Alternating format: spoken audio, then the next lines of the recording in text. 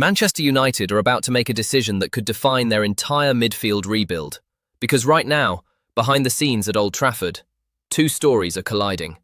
One player has been the priority target for weeks. United want him, the fans want him. But suddenly, he's slipping away. And while that drama unfolds, United have just made a move nobody saw coming. An inquiry, a name from the past. A player United's own technical director already knows inside and out. 5 more names are now on the table. One of them plays for Real Madrid. So is this the start of United's biggest midfield rebuild in years? Or are they about to lose their #1 target to a direct rival? Stay with me, because by the end of this video, you'll know exactly where this is heading. This is Trafford Wire. Let's get into it. Right.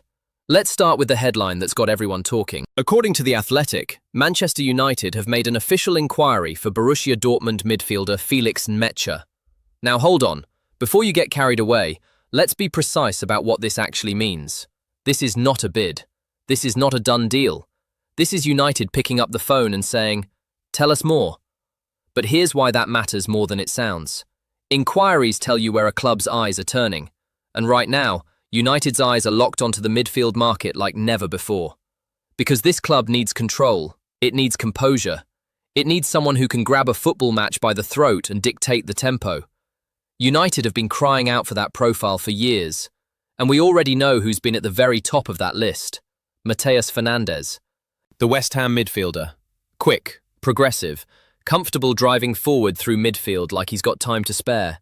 Exactly the kind of player this squad has been desperate for. But here's where things get interesting. West Ham are not budging, not even slightly. Reports suggest the Hammers are demanding around €100 million for Fernandes. That's not a number you simply wave through. That's a number that changes the entire negotiation. And it gets worse. Tottenham are circling. That's right, United aren't just fighting a stubborn selling club. They're racing a direct Premier League rival who wants the exact same man. Imagine losing your top target to Spurs. That's not the whole story though, because while that standoff drags on, United haven't just sat there crossing their fingers. They've gone to work, quietly, efficiently, and that's exactly where Felix Nmecha walks into this story.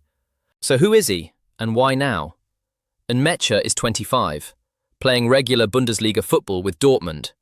And here's the detail that should get you excited. He's reportedly keen on a return to the Premier League. That's huge. When a player actually wants the move, deals move faster. There's no convincing required on the personal side, it's already half won. But here's the detail most fans have completely missed. Nmecha came through Manchester City's academy, and during that exact period, the man overseeing technical development at City was Jason Wilcox. Wilcox is now United's technical director. Let that sink in. This isn't some random name plucked from a scouting database. This is a player United's own football leadership has known since he was a teenager. Tracked, understood, trusted. In modern recruitment, that kind of inside knowledge is gold dust. It strips away the risk. It tells you exactly who you're getting, on and off the pitch. Now here's why all of this actually matters for United. If the Fernandes deal collapses, and right now, with West Ham digging their heels in and Tottenham breathing down United's neck, that's a very real possibility. This club needs a plan B. Smart clubs always do. You never build your entire window around one single name. Nmecha is exactly that plan B. Credible, familiar, reportedly available. But let's not get ahead of ourselves. An inquiry is step 1 of about 10. Dortmund haven't been reported as willing sellers. There's no valuation, no bid, no green light. What we know for certain is this. United are doing their homework. And it's thorough. Because while that was unfolding, something else dropped. Nmecha is not the only name on this list. According to the same reporting, United are weighing up a whole host of alternatives in case the Fernandes pursuit falls apart. And honestly, this list is wild. Let's go through it. First, Aurélien Tchouaméni. Yes, the Real Madrid midfielder, World Cup finalist, genuine elite-level talent. The fact this name is even floating around United's recruitment meetings tells you the level of ambition still alive at this club. Realistically, prizing him away from the Bernabeu would be one of the hardest deals in world football, but just having him on the radar sends a message. Next, Carlos Baleba, the Brighton powerhouse, one of the standout midfielders in the entire Premier League over the last year. Strong, mobile, comfortable under pressure. Brighton don't sell cheap, so expect a serious price tag if this ever becomes real. Then, Adam Wharton. Crystal Palace's quiet genius. Composed, elegant on the ball. The kind of player who controls a match without ever needing the spotlight. If United want calmness restored to that midfield, Wharton is exactly that signature. Next, Alex Scott. Bournemouth's rising talent. Younger, hungrier, still building his reputation. Less of an immediate marquee name, more of a long-term investment. And finally, Sander Berge. Fulham's powerhouse. Physical, dominant in the air. A different profile entirely, more defensively secure than some of the more attacking names on this list. Now here's the bigger picture, and this is where it gets really interesting. Look at the spread of these names. An elite international in Tchouaméni, a ball-winning machine in Baleba, a composed playmaker in Wharton, a developing prospect in Scott, a physical specimen in Berge, and a Premier League-ready, technically gifted option in Nmecha. This isn't a scattergun list. This is a club mapping out every possible profile, every price point, every level of risk. Which brings us to the biggest update of all. The real story here isn't any single name on that list. It's West Ham's negotiating stance on Fernandes. €100 million is an enormous number.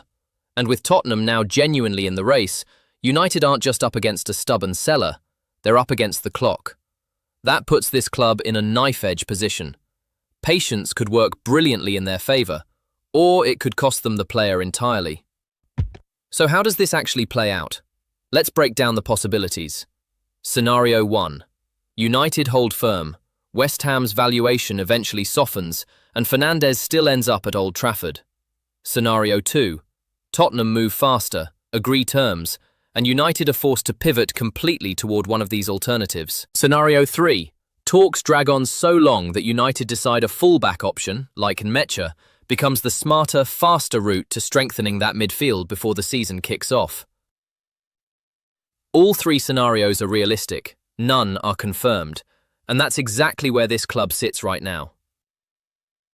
What we can say with total confidence is this: United's recruitment team is not sitting back and hoping.